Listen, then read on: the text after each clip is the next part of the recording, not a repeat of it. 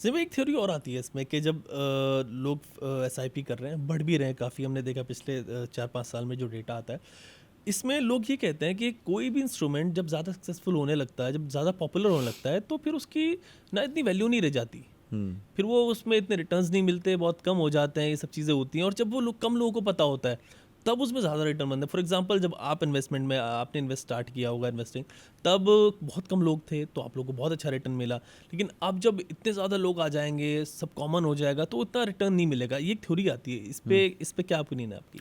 देखिए, मुझे लगता है कि ये गलत थियरी है। उसका रीज़न ये है कि आपको रिटर्न्स चेज ही नहीं करने। ओके। मैंने कहा ना, अपेक्षा कम रखनी है आपको लंबे समय रहना है मार्केट। अब आप बोलेंगे कि मार्केट 10% रिटर्न भी नहीं देगी, तो वो तो पॉसिबल नहीं है।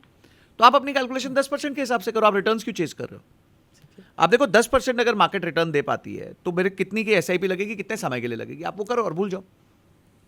अब प्रॉब्लम ये है कि आप रिटर्न्स एक ही जगह मिलेंगे, वो है कि आप जहां नौकरी कर रहे हैं वहां रिटर्न्स मिलेंगे।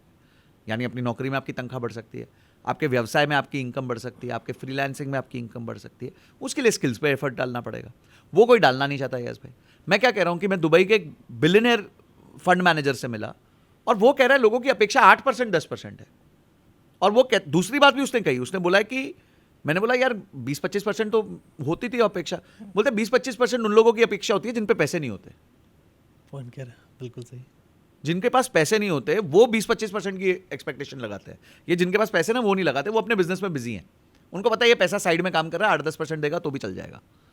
सो if you have to create wealth, you have to create wealth through active income, and then you have to preserve wealth, and then you have to compound wealth.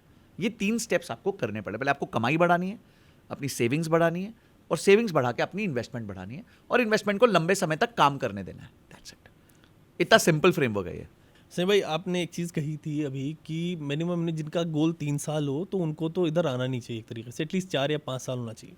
तो म्यूचुअल फंड के बारे में एक चीज़ पता करूंगा कि positive return जो है म्यूचुअल फंड की, वो कितने साल में ऑलमोस्ट थोड़ी सी गारंटी होती है कि यार इतने साल के बाद अब म्यूचुअल फंड जो है वो नेगेटिव रिटर्न नहीं प्योर इक्विटी में 5 से 7 साल। देते? मैंने खुद देखा हुआ है, मेरे म्यूचुअल फंड 3.5 साल तक 0 रिटर्न्स थे, तो 5 to 7 ईयर्स लग जाता है। देखो मार्केट्स का ना पता नहीं होता। जापान 35 ईयर्स तक सेम, मतलब ऐसे कप मार के आया है 35 ईयर्स के बाद।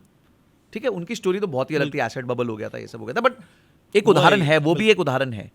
और इसीलिए प्योर इक्विटी के साथ साथ आपका थोड़ा बहुत गोल्ड हो गया, ये हो गया, वो हो गया, तो उसमें एक पोर्टफोलियो बनना चाहिए, कॉम्पोजिशन बनना चाहिए। सही भाई, जिन लोगों ने एसआईपी नहीं की होती, जिनको इंस्ट्रूमेंट के बारे में पता नहीं होता, जो लोग सुनते हैं, तो उनको ये भी लगता है, ऐसे भी आपने कहा कंपनी जीरो हो सकती है, उनको लगता है एसआईपी भी जीरो हो सकती है, हमारा म्यूचुअल फंड भी जीरो हो सकता है। तो क्या ऐसा हो सकता है? नहीं, क्योंकि म्यूचुअल फंड एक बास्केट होता है। बास्केट में 50 स्टॉक्स हैं, 30 स्टॉक्स हैं, 70 स्टॉक्स हैं, तो वो सब कुछ जीरो नहीं होंगे। वेरी रेयर कि कोई, मतलब रेयर भी नहीं, मतलब बिल्कुल ऑलमोस्ट इम्प्रॉबेबल। 2 कंपनी हाँ, मतलब 1-2 कंपनी खत्म हो जाएंगी ज्यादा से ज्यादा। अगर आपने निफ्टी 50 लिया है, तो कभी एक या दो, एक ही कंपनी जा सकती है, 2 कंपनी जा सकती है, तो रिलायंस है, ये सब सारी एक साथ थोड़ी खत्म हो जाएंगी। फिर तो हम ही खत्म। फिर तो सबको, मतलब फिर तो कुछ न्यूक्लियर बॉम्ब गिरा है या कुछ हुआ है, जो ऐसी स्थिति बनी है। तो इन दैट केस तो पैसे की आपको जरूरत भी नहीं है फिर। बिल्कुल, कोई पता नहीं, अभी मैं कहीं पढ़ रहा था, किसी ने डाला हुआ था कि अगर कहीं न्यूक्लियर वॉर आपको लग रहा है कि पक्का हो रहा है या होने वाला है, तो आप एक काम करो, सारा अपना पैसा डाल दो। हाँ, उसमें डाल दो, किसी भी स्टॉक में, म्यूचुअल फंड में, कहीं भी डाल दो, क्योंकि मार्केट गिरेगी। हाँ, और नहीं हुआ तो मार्केट शूट करेगी, शूट कर जाएगी। और अगर हो गया तो आपके पैसे की आप जरूरत देखिए, नहीं जब है। हम बात कर रहे हैं, तो अभी इजराइल ईरान वॉर पे था, 2 दिन पहले तक अटैक हो रहा था, फिर 1 दिन पहले आके सीज फायर हो गया, स्टॉक मार्केट 1000 पॉइंट ऊपर चला गया। तो अब अगर जब वॉर चल रही थी, तब किसी ने 1 लाख रुपए के शेयर खरीदे होते, तो मार्केट तो आपको देगा ही 3-4% एक ही दिन के अंदर। वही कह रहा था, अगर हो गया वॉर तो पैसे की जरूरत ही नहीं है। हाँ, बिल्कुल सही कह रहे हैं। आप छोड़ सकते हैं उसको। ओके संजय भाई, आपने बॉन्ड्स हमने कवर किया। संजय भाई, हम जब बात करते हैं एसआईपी में, हम बात करते हैं निफ्टी की कि 12% या 13% हमें 10, 15, 20 सालों में मिला, मतलब जनरली इतना रखते हैं। लेकिन इसके अंदर एक जो बहुत बड़ी चीज़ है इन्फ्लेशन, उसको हम काउंट नहीं करते। तो क्यों हम जब 12% CAGR की बात करते हैं तो उसमें इन्फ्लेशन नहीं हटाते, प्लस और भी उसमें एक्सपेंस रेशियो वगैरह होती है, जैसे आप बता रहे हैं, तो उसके बाद हमें ये बताना चाहिए कि भाई कितना रिटर्न आ रहा है, रादर देन कि 12% सीम्स गुड, लेकिन जब इन्फ्लेशन उसके अंदर आ जाती है, सब चीज़ आ जाती है, तो फिर तो बहुत कम रह जाता है। यही गोल प्लानिंग का बेसिक आता है। ओके, ठीक है, देखिए, आपको ना ये नहीं चेक करना कि उस टाइम मेरे पैसे इन्फ्लेशन के हिसाब से एडजस्ट होकर कितने होंगे। हमें ये चेक करना है आज के मेरे खर्चे इन्फ्लेशन लग के उस टाइम कितने होंगे। ओके, पॉइंट को रिवर्स कर देना है। लोग यही आर्ग्यू करते रह जाते हैं यार इन्फ्लेशन क्या हो गया। बिल्कुल। Very good point. इन्फ्लेशन को कैप्चर करने के 2 तरीके हैं। सबसे पहला तरीका है कि आप अगर आज 50,000 खर्च कर रहे हो, ठीक है। आपको लगता है जी मैं 10 साल बाद रिटायर होना चाहता हूं, तो पहले तो देखो आज वो 50,000 जो 10 साल बाद आपको कितना लगेगा। फॉर एग्जाम्पल आप कहते हो वो 1 लाख रुपए हो जाएगा, तो आपने पहले ही इन्फ्लेशन से एडजस्ट कर लिया, अपने गोल को ही एडजस्ट कर लिया। बिल्कुल। अब हमारा रूल होता है कि आपके पास जी 300 महीने का पैसा होना चाहिए, तो 1 लाख इंटू 300 3 करोड़ रुपए की आपको उस टाइम पे म्यूचुअल फंड का कॉर्पस चाहिए। ठीक है, आपका दूसरा गोल सेट हो गया कि भाई 3 करोड़ का कॉर्पस चाहिए मुझे। अपने पास समय है, फॉर एग्जाम्पल 10 साल का समय है। ठीक है जी, 10 साल का समय सेट हो गया। अब आपको क्या करना है, अब आपको अपनी एसआईपी बनानी है जो एक स्टेप अप एसआईपी होगी। ओके। अगर आप सेम अमाउंट ही डालेंगे तो फायदा नहीं होगा, फिर तो आपको इन्फ्लेशन मारेगा ही मारेगा। तो आपको आज अगर आपने 20,000 डालना चालू किया महीने का एग्जाम्पल के तौर पे, तो अगले साल उसको 22,000 करिए, 24 करिए, 25 करिए। एक अजम्पशन लीजिए, अगर आप 10% स्टेप अप नहीं कर सकते तो 7% कर दीजिए। इन्फ्लेशन ही 7% की है, ओके, तो उसे बीट कर पाएंगे एटलीस्ट। तो सबमिट कर लेंगे। तो आपने क्या किया, पहले तो अपने गोल को इन्फ्लेशन से एडजस्ट अपने आप ही कर दिया। डन। ठीक है, उसके बाद आपने अपने स्टेप अप डाल के उसको भी इन्फ्लेशन से एडजस्ट कर दिया। तो अब काय का इन्फ्लेशन, अब तो हो गया, सारा काम सेट हो गया। तो इस तरीके से आपको गोल सेटिंग करनी चाहिए। हमने संजय पे लास्ट टाइम आपसे बात की थी SWP पे, काफ़ी आप बात भी करते हैं उसमें। एक सवाल उसके बाद आया मेरे पास कि हमने SWP कर ली है, हमने इन्वेस्ट भी कर लिया, मान लीजिए 2 करोड़ 2.5 करोड़ का कॉर्पस हो गया हमारा, किसी को 50,000 रुपये महीना निकालना है तो वो मैनेज हो जाएगा उसके हिसाब से, बहुत आपका जो प्रिंसिपल है उसके हिसाब से।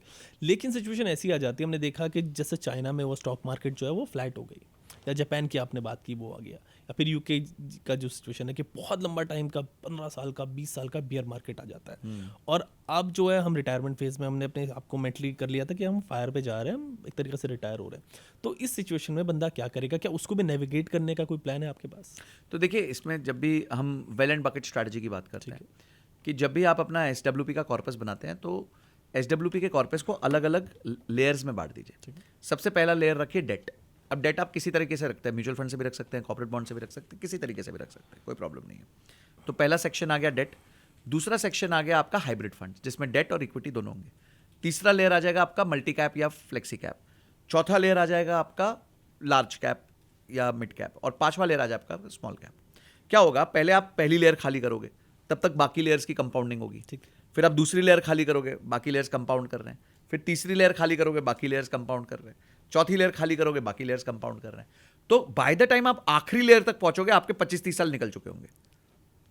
तो 25-30 साल में तो रिटर्न exactly. बन ही जाएंगे। मुझे ऐसा लगता है कि अगर हम उस टाइम भी 9-10% रिटर्न ना निकाल पाए तो फिर तो something has gone massively wrong. And then फिर ये लगता है कि ऑप्शंस क्या ऑप्शंस है, और आपके पास क्या ऑप्शन है बताइए? या फिर आप जिंदगी भर FD से डाल दीजिए, वो भी कोई चक्कर नहीं है वो, बट आपको पता होना चाहिए कि इट शुड सफाइस, और आपकी जनरेशनल वेल्थ फिर बनेगी नहीं बनेगी वो पता नहीं। फाइन। संजय भाई, हमने लमसम की आपसे बात करी थी, उसमें एक सवाल और आता है कि फॉर एग्जांपल जब रिटायर होते हैं लोग, उनके पास एक अच्छा कॉर्पस आ जाता है, मान लीजिए 25 लाख, 50 लाख, 60 लाख, तो इस सिचुएशन में जो उस एज में हो तो उसको कहाँ पे इन्वेस्ट करना चाहिए?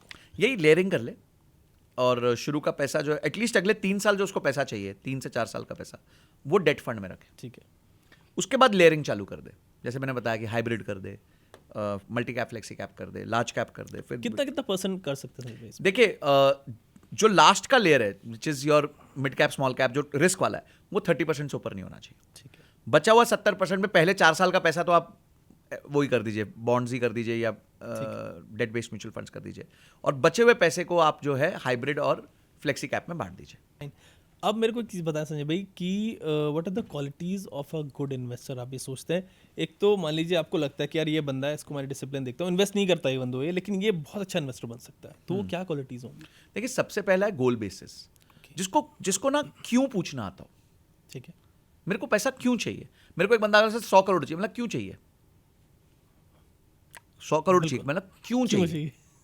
बता दो दे क्यों चाहिए। मतलब नहीं सर, होगा तो अच्छा लगेगा। मतलब 1 करोड़ अच्छा नहीं लगेगा? नहीं सर, वो भी अच्छा लगेगा। मतलब 2 नहीं अच्छा लगेगा? मतलब वो भी अच्छा लगेगा। मतलब भाई पहले पता कर लो चाहिए कितना। कभी कभी ना हम खुशी को पोस्टपोन करते रहते हैं, पोस्ट डेटेड चेक लिखते रहते हैं अपने आप को। मैं एक बंदे से मिला, 12 साल काम किया उसने, 2.5 करोड़ का उसका कॉर्पस बना, अच्छा जॉब था, अच्छी तनख्वाह थी, SIP की, रिटायरमेंट ले ली 2.5 करोड़ के कॉर्पस पे। मैं यहाँ सोच रहा था मैं अच्छा था यार, मैंने 5-6 करोड़ के कॉर्पस पे ली थी, तो बोलते नहीं मेरा तो 2.5 करोड़ में काम निकल रहा था, 2.5 करोड़ से अपन आराम से 1 लाख रुपए महीना बना सकते हैं। मतलब वाह यार, बंदा संतुष्ट था, उसको क्लैरिटी थी कि मेरे लिए 2.5 करोड़ का नंबर है। तो आज से 34 साल की उम्र से वो जितना जिएगा ही is financially free, he doesn't have to work for anyone.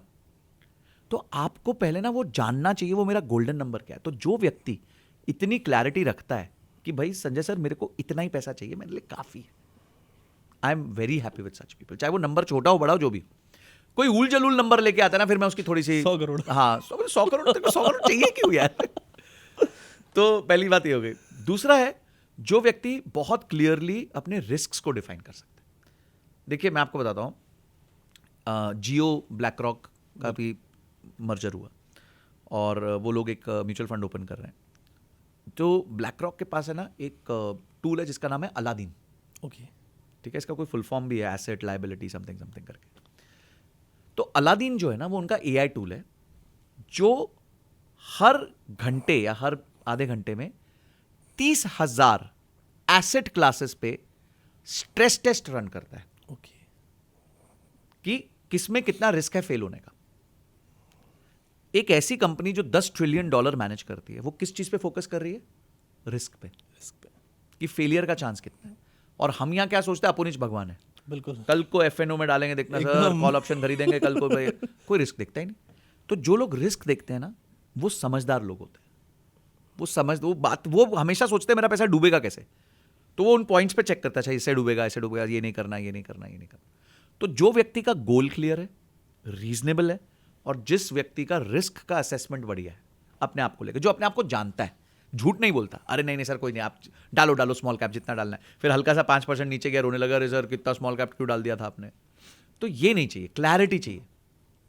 अच्छा आप में क्लैरिटी नहीं है, कोई प्रॉब्लम नहीं है, आप मेरे पास आए या किसी भी कंसल्टेंट के पास गए, आपने बोला कि सर मेरे को क्लैरिटी ही नहीं है, मेरे को क्लैरिटी हेल्प करो ना बिल्ड करने में।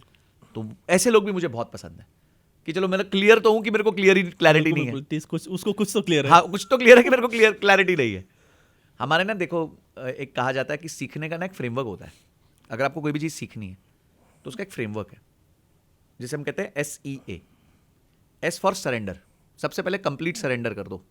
आपको जो गुरु पसंद आता है, मैं अपनी बात नहीं कर रहा, जो भी समझ आता है आपको उसको सरेंडर कर दो। सरेंडर करने के बाद इंक्वायर करो, यानी आपके अंदर जो जिज्ञासा है उसको पूछो, और A मतलब एक्ट करो, फिर काम करो। भाई उसने बोल दिया कि ये करना है तो करो। तो जब आप SEA मॉडल से आप सीखते हो ना तो आप कभी फेल नहीं हो सकते।